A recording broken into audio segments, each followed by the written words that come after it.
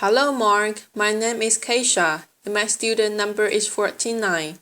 The title of the speech is The First Secret of Design is Noticing. I'm a junior at NCUE. The name of the speaker is Tony Fadell, and the name of the speech is The First Secret of Design is Noticing. And now I'm going to start the speech.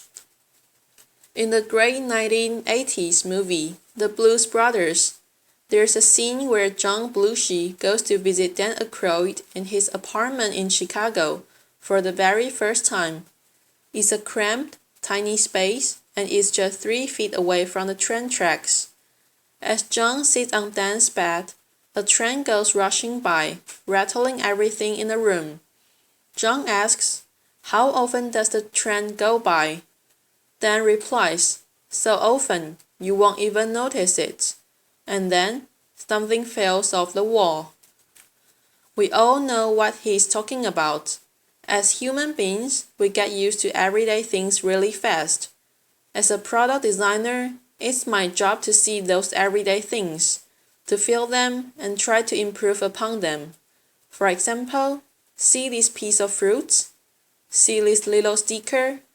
That sticker wasn't there when I was a kid, but somewhere as the years passed, someone had a bright idea to put that sticker on the fruits. Why? So it could be easier for us to check out at the grocery counter. Well, that's great. We can get in and out of the store quickly. But now there's a new problem. When we get home and we're hungry and we see this ripe, juicy piece of fruit on the counter, we just want to pick it up and eat it. Except now, we have to look for this little sticker and dig at it with our nails, damaging the flesh, then rolling up that sticker. You know what I mean. And then trying to flick it off your fingers. Applause. It's not fun, not at all. But something interesting happened. See, the first time you did it, you probably felt those feelings. You just wanted to eat the piece of fruit. You felt upset. You just wanted to dive in. By the 10th time, you started to become less upset and you just started peeling the label off. By the 100th times, at least for me, I became numb to it. I simply picked up the piece of fruit, dug at it with my nails, tried to flick it off, and then wondered, was there another sticker? So why is that? Why do we get used to everyday things?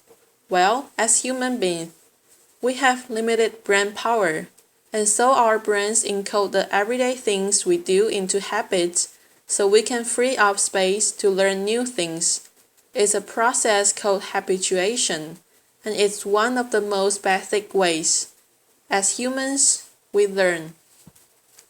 Now, habituation isn't always bad. Remember learning to drive? I sure do. Your hands clench at 10 and 2 on the wheel, looking at every single object out there, the cars, the lights, the pedestrians. It's a nerve-wracking experience. So much so that I couldn't even talk to anyone else in the car, and I couldn't even listen to the music. But then something interesting happened. As the weeks went by, driving became easier and easier. You habituated it. It started to become fun and second nature. And then you could talk to your friends again and listen to music. So there's a good reason why our brains habituate things. If we didn't, we would notice every little detail all the time. It would be exhausting, and we would have no time to learn about new things. But sometimes habituation isn't good. If it stops us from noticing the problems that are around us, well, that's bad. And if it stops us from noticing and fixing those problems, well, then that's really bad. Comedians know all about this. Jerry Seinfeld's entire career was built on noticing those little details. Those idiotic things we do every day that we don't even remember. He tells us about the time he visited his friends and he just wanted to take a comfortable shower. He would reach out and grab the handle and turn it slightly one way, and it was 100 degrees too hot. And then he would turn it the other way, and it was 100 degrees too cold. He just wanted a comfortable shower. Now, we've all been there.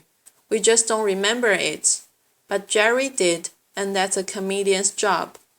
But designers, innovators, and entrepreneurs, it's our job to not just notice those things, but to go one step further and try to fix them. See this person. This is Mary Anderson. In 1902 in New York City, she was visiting. It was a cold, wet, snowy day, and she was warm inside a streetcar. As she was going to her destination, she noticed the driver opening a window to clean off the excess snow so he could drive safely. When he opened the window, though, he let all this cold, wet air inside, making all the passengers miserable. Now, probably, most of those passengers just thought, it's a fact of life. He's got to open the window to clean it. That's just how it is. But Mary didn't. Mary thought, what if the driver could actually clean the windshield from the inside so that he could stay safe and drive and the passengers could actually stay warm? So she picked up her sketchbook right then and there and began drawing what would become the world's first windshield wiper. Now, as a product designer, I try to learn from people like Mary to try to see the world the way it really is, not the way we think it is. Why? Because it's easy to solve a problem that almost everyone sees, but it's hard to solve a problem that almost no one sees. Now, some people think you are born with this ability or you are not, as if Mary Anderson was hardwired at birth to see the world more clearly. That wasn't the case for me. I had to work at it. During my years at Apple, Steve Jobs challenged us to come into work every day, to see our products through the eyes of the customer, the new customer, the one that has fears and possible frustrations and hopeful exhilaration that their new technology product could work straight away for them. He called it staying beginners, and wanted to make sure that we focus on those tiny little details to make them faster, easier, and seamless for the new customers. So, I remember this clearly in the very earliest days of the iPod. See, back in the 90s, being a gadget freak like I am, I would rush out to the store for the very latest gadgets. I would take all the time to get to the store. I would check out. I would come back home. I would start to unbox it. And then there was another little sticker, the one that said, "Charge before use." What? I can't believe it. I just spent all this time buying this product and now I have to charge before use. I have to wait what felt like an eternity to use that coveted new toy. It was crazy. But you know what? Almost every product back then did that. When it had batteries in it, you had to charge it before you use it. Well, Steve noticed that and he said, we are not going to let that happen to our product. So what do we do? Typically, when you have a product that has a hard drive in it, you run it for about 30 minutes in the factory to make sure that hard drive's going to be working years later for the customer after they pull it out of the box. What do we do instead? We ran that product for over 2 hours. Why? Well, first off, we could make a higher quality product, be easy to test, and make sure it was great for the customer. But more importantly, the battery can fully charge right out of the box, ready to use. So that customer, with all that exhilaration, could just start using the product. It was great, and it worked. People like it. Today, almost every product that you get that's battery powered comes out of the box fully charged, even if it doesn't have a hard drive. But back then, we noticed that detail and we fixed it. And now everyone else does that as well. No more. Charge before use. So why am I telling you this? Well, it's seeing the invisible problem, not just the obvious problem that's important. Not just for product design, but for everything we do. You see, there are invisible problems all around us, ones we can solve, but first we need to see them, to feel them. So, I'm hesitant to give you any tips about neuroscience or psychology. There's far too many experienced people in the tech community who would know much more about than I ever will. But let me leave you with a few tips that I do, that we all can do, to fight habituation. My first tip is to look broader. You see, when you are tackling a problem, sometimes there are a lot of steps that lead up to that problem, and sometimes a lot of steps after it. If you can take a step back and look broader, maybe you can change some of those boxes before that problem. Maybe you can combine them. Maybe you can remove them all together to make that better. Take thermostats for instance. In the 1900s, when they first came out, they were really simple to use. You could turn them up or turn them down. People understood them. But in the 1970s, the energy crisis struck, and customers started thinking about how to save energy. So what happened? Thermostat designers decided to add a new step. Instead of just turning up and down, you now had to program it. So you could tell it the temperature you wanted at a certain time. Now that seemed great. Every thermostat has started adding that feature.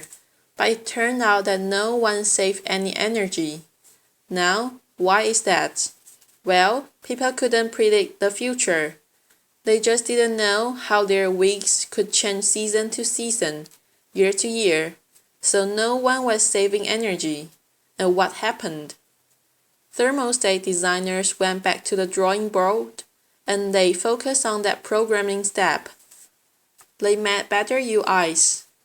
They made better documentation, but still, years later, people were not saving any energy because they just couldn't predict the future. So what did we do?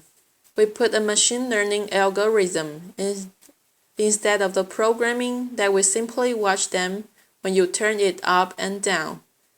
When you like a certain temperature when you got up or when you went away. And you know what? It worked. People are saving energy without any programming. So, it doesn't matter what you are doing. If you take a step back and look at all the boxes, maybe there's a way to remove one or combine them so that you can make the process much simpler. So, that's my first tip. Look broader. For my second tip is to look closer. One of my greatest teachers was my grandfather. He taught me all about the world.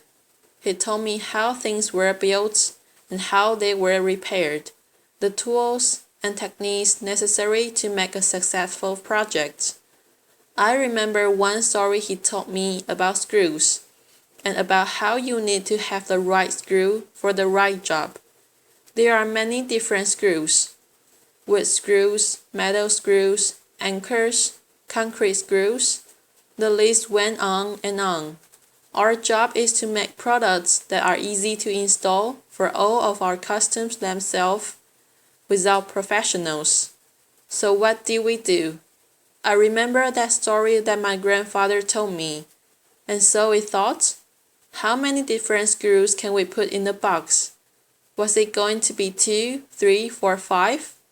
Because there are so many different wall types. So we thought about it. We optimized it. We came up with 3 different screws to put in the box. We thought that was going to solve the problem, but it turned out it didn't. So we shipped the product and people weren't having a great experience. So what did we do? We went back to the drawing board just instantly after we figured out we didn't get it right. And we designed a special screw, a custom screw. Much to the chagrin of our investors, they were like, "Why are you spending so much time on the little screw? Get out there and sell more." And we said, "We will sell more if we get this right." And it turned out we did. With that custom little screw, there was just one screw in the box that was easy to mount and put on the wall. So if we focus on those tiny details, the ones we may not see, and we look at them as we say, are those important, or is that the way we have always done it? Maybe there's a way to get rid of those. So my last piece of advice is to think younger. Every day I'm confronted with interesting questions from my 3 young kids. They come up with questions like, why can cars fly around traffic? Or, why don't my shoelaces have Velcro instead? Sometimes those questions are smart. My son came to me the other day and I asked him, "Go run out to the mailbox and check it." He looked at me puzzled and said, "Why doesn't the mailbox just check itself and tell us when it has mail?" Laughter. I was like, "That's a pretty good question." So, they can ask tons of questions, and sometimes we find out we just don't have the right answers. We say, "Son, that's just the way the world works." So the more we are exposed to something, the more we get used to it. But kids haven't been around long enough to get used to those things. And so, when they run into problems, they immediately try to solve them. And sometimes they find a better way, and that way really is better. So my advice that we take to heart is to have young people on your team, or people with young minds. Because if you have those young minds, they cause everyone in the room to think younger. Picasso once said, "Every child is an artist. The problem is when he or she grows up, is how to remain an artist." We all saw the world more clearly when we saw it for the first time. Before a lifetime of habits got in the way, our challenge is to get back there, to feel that frustration, to see those little details, to look broader, look closer, and to think younger so we can stay beginners.